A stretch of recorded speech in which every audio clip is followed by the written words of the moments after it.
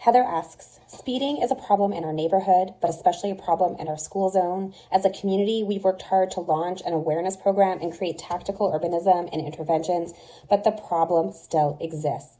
How will you help communities navigate the slow process, lack of transparency on decision-making, and bottlenecks we face when trying to get the city to make more meaningful investments in the areas? This is a really good question because one of the number one things we get asked for as counselors is support in communities for traffic calming, especially in and around school zones. We hear regularly that speeding is a problem.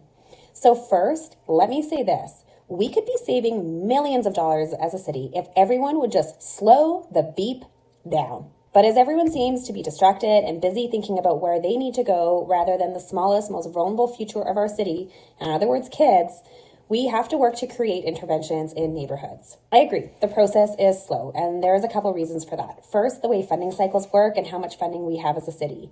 This council has dedicated more money to interventions than any other council, recognizing this is important to you. However, there are a lot of projects in the queue and limited funds. So if we want to do more, the first thing we need to do is add more money to the budget.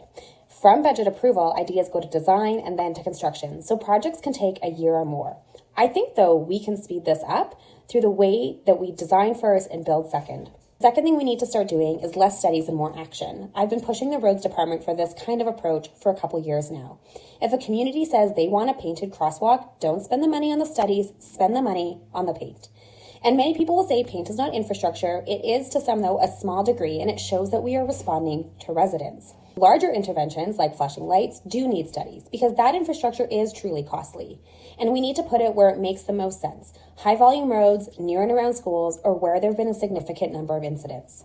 We've had some good successes with adding more rapid flashing beacons, temporary curb extensions, and we are slowly building more permanent infrastructure, curb bump outs, shortening the crosswalk distance, and making it easier for pedestrians to be more visible to drivers. Let me share an example of a piece of work that we have been supporting to move through administration.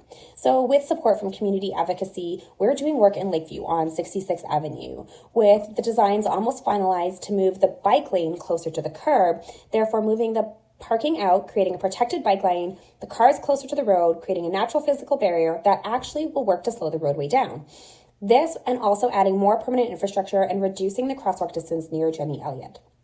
I can think of no less than 10 crosswalks that we are trying to work on in Ward 11, and I know that there are probably more you have in mind. My concern right now is that as candidates talk about finding efficiencies and budget cuts and tax freezes, the funding for these projects drops off, and that won't allow us to do more for community or respond to resident concerns working towards keeping kids safe. As I stated in a previous video, community traffic safety is one of my top 3 priorities going into the next 4 years.